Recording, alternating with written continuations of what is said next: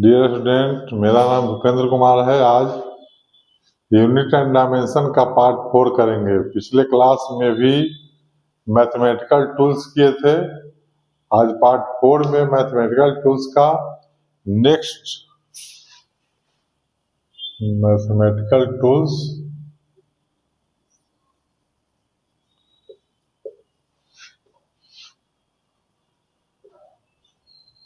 Part 4 mathematical tools का next part करेंगे।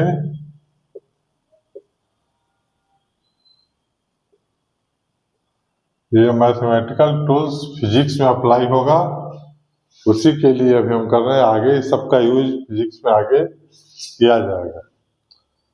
Mathematic पहले पैराबोला। पैराबोला में सबसे पहला होता है upward parabola. Upward parabola. Upward parabola में ये ऊपर की तरफ ऐसे रहेगा। इसका इक्वेशन होता है y equal to x square और a greater than 0। a positive रहेगा, ये निगेटिव नहीं रहेगा, ये पॉजिटिव रहेगा। इसी के बाद होगा डाउनवर्ड पैराबोला।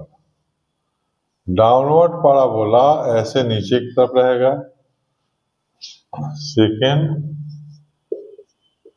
डाउनवर्ड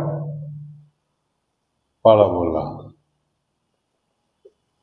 इसमें y equal to x square इसका इक्वेशन होगा और a लेस देन, ये निगेटिव y एक्सिस की तरफ जा रहा है। निगेटिव y एक्सिस की तरफ जाने के कारण ये डाउनवर्ड जा रहा है, डाउनवर्ड होता है।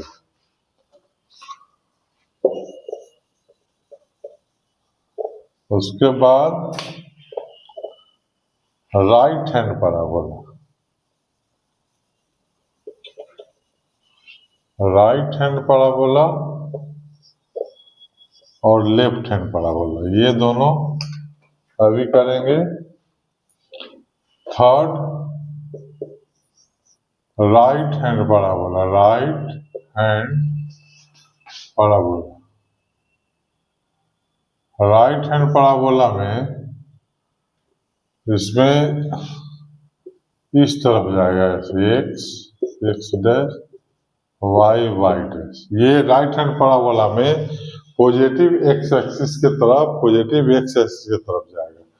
इसका equation x equal to a y square, a greater than 0 और 4 हो जाएगा left hand parabola. Left hand parabola. Left hand parabola में इस तरफ से ऐसे जाएगा और इसमें इक्वेशन हो जाएगा ए वाई स्क्वायर ए लेस देन 0। ये 4 तरह का पैराबोला होता है। अब इसमें एक और इक्वेशन आएगा,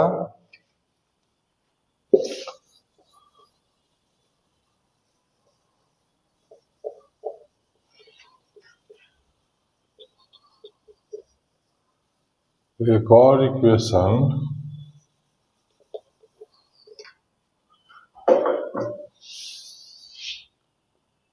y equal to x square plus b x plus c. तो a अगर ग्रेटर देन 0 है तो अपवर्ड चला जाएगा। सेम उसी प्रोसेस का है। a ग्रेटर देन 0 है, a ग्रेटर देन 0 तो अपवर्ड होगा। a लेस देन 0 तो ये नीचे की तरफ खुलेगा, ये अपवर्ड के ऊपर की तरफ खुलेगा, ये नीचे की तरफ खुलेगा। a लेस देन 0 और एक और इक्वेशन होगा इसका x equal to a y square plus b y plus c. इसमें हो जाएगा अगर a पॉजिटिव है तो राइट हैंड ऐसे a पॉजिटिव, इधर a ग्रेटर देन 0 और इधर से ये हो जाएगा a लेस देन 0। इस तरह का इसमें a ग्रेटर देन 0 इसमें भी होगा और a लेस देन 0, मतलब इस तरफ खुलेगा। ये खुला हुआ जो मुंह है, खुला हुआ जो माउथ है, और ये ओपन इस तरफ होगा, उसका ओपन उस तरफ। उसके बाद सर्कल,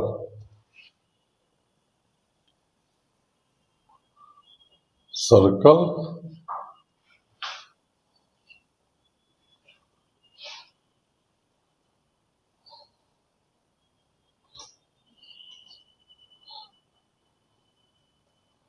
सर्कल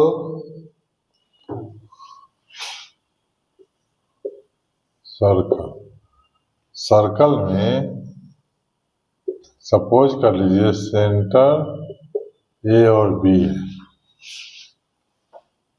तो इसका और रेडियस मान लीजिए आर है, और ये एक्स वाई कोई पॉइंट, तो सर्कल का इक्वेशन हो जाएगा एक्स माइनस ए का square plus y minus b का square equal to R square. ये सर्कल का इक्वेशन होता है। सपोज कर लीजिए ये सर्किल है, इसका सेंटर है 3, 4 और रेडियस है 5, तो हो जाएगा equation of circle, equation of circle x minus 3 का स्क्वायर प्लस वाई माइनस 4 का स्क्वायर इक्वल टू 5। ये इक्वेशन सर्कल का ये इक्वेशन हो जाए।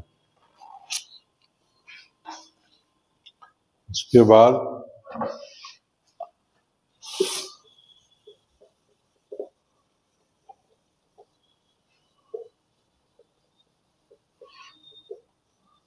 अब अर्थमेटिक प्रोग्रेशन, प्रोग्रेशन का कुछ पार्ट अब करेंगे हम लोग।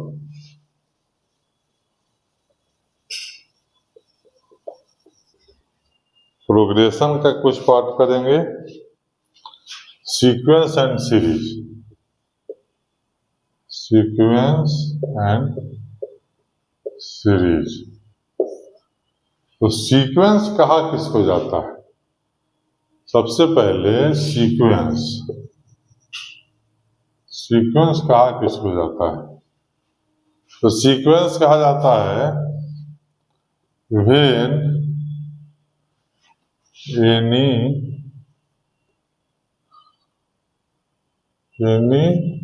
sequence, when any progression follow a definite rule, then it is called sequence। Definite rule के अंतर्गत, जैसे 2, 4, 6, 8, 10, इस 2 का डिफरेंस हो रहा है, 2 इसमें इंक्रीज कर रहा है, 2 बढ़ रहा है, तो ये सीक्वेंस बोला जाएगा। और जब इसको सम के फॉर्म में लिख देंगे 2 + 4 + 6 + 8 + 10, तो ये सीरीज बन जाएगी। इसी को सम के फॉर्म में लिखेंगे तो सीरीज बन जाएगा। अब इसमें है 2 तरह का अर्थमेटिक प्रोग्रेशन और ज्योमेट्रिक प्रोग्रेशन, एपी और जीपी।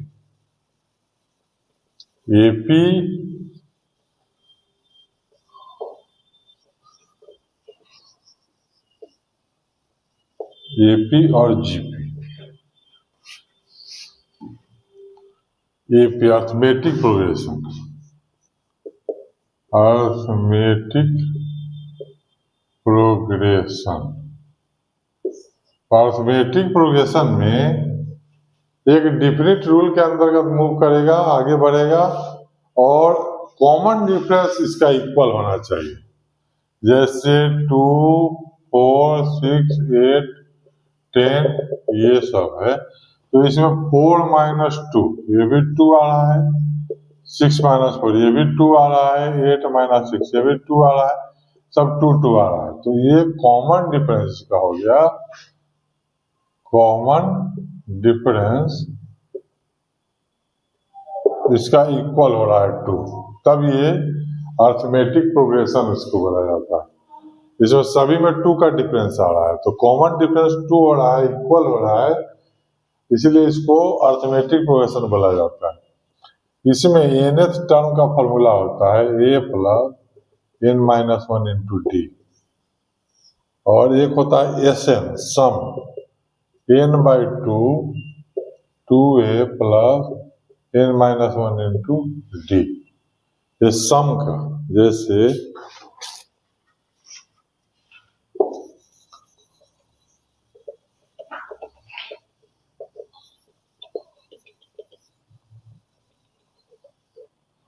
एग्जाम्पल बतलाते हैं इसमें, एग्जाम्पल अभी एग्जाम्पल जैसे देखिए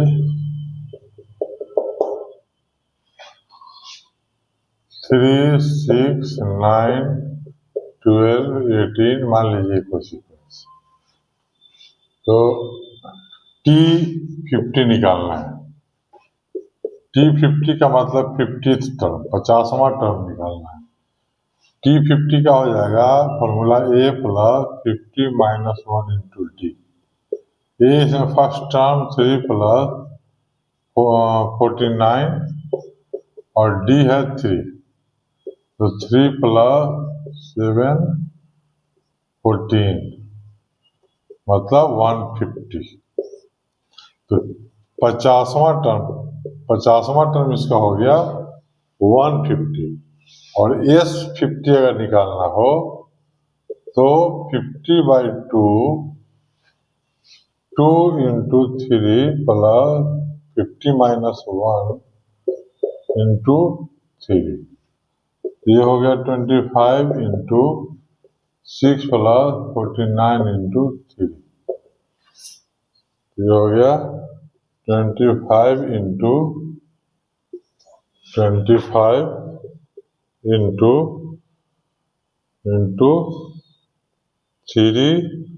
153। अब इसको मल्टीप्लाई कर 7 25 25 7 2 32 13 25 38, ये 3825, ये इसका सम हो गया 50वां टर्म तक का, मतलब S50 हो गया 3825, टोटल सम हो गया 3825। ये तो एपी हो गया। एपी का nth टर्म निकालने का फॉर्मूला और सम निकालने का फॉर्मूला। उसके बाद एक और फॉर्मूला एपी का होता है सम निकालने का। सम निकालने का एक और फॉर्मूला होता है,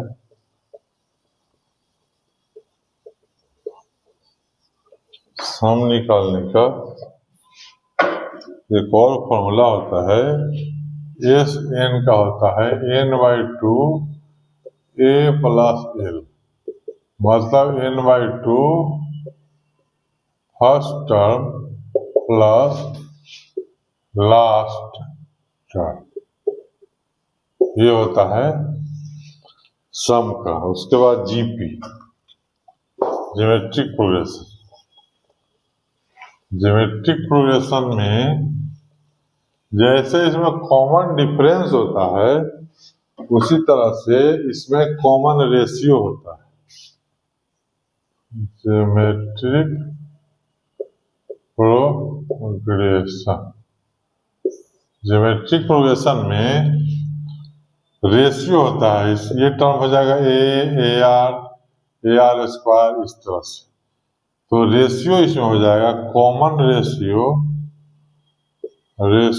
इक्वल टू आर, और first term equal to a. तो इसका Tn का फॉर्मूला होता है ए आर का पावर n-1, और Sn होता है ए आर का पावर n-1 बाई r-1, या ए 1 माइनस आर का power n by 1 minus r, जब आर जब हो जाएगा लेस देन 1 हो जाएगा तब, ये आर का वैल्यू 1 से छोटा रहेगा तब ये वैल्यू अप्लाई करेंगे, आर का वैल्यू 1 से बड़ा रहेगा तो ये वैल्यू अप्लाई करेंगे। एक और इसमें होता है जीपी में इनफाइनाइट, जब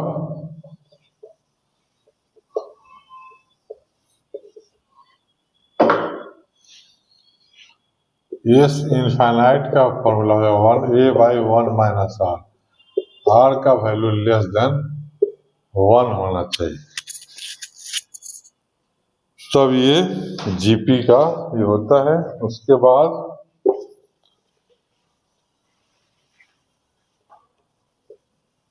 कुछ लॉगरिथम के बारे का फॉर्मूला भी लिखवाएंगे हम, कुछ लॉगरिथम का फॉर्मूला, कॉमन लॉगरिथम, छोटा सा कुछ फॉर्मूला है उसका, कॉमन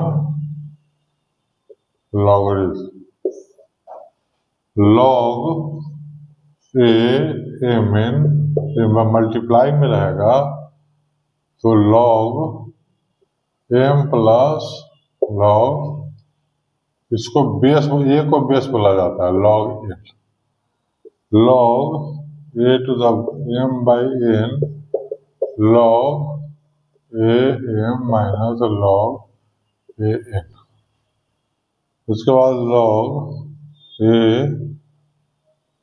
पी का पावर एम, ये हो जाएगा एम, पावर इसमें पहले आ जाएगा ए पी, लॉग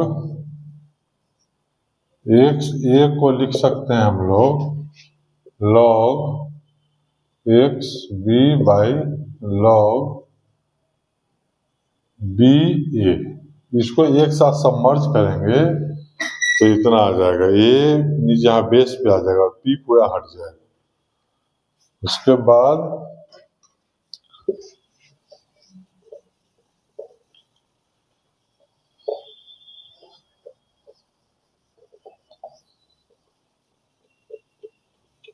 log 1 का वैल्यू होता है 0, log 1 इसका वैल्यू होता है 0।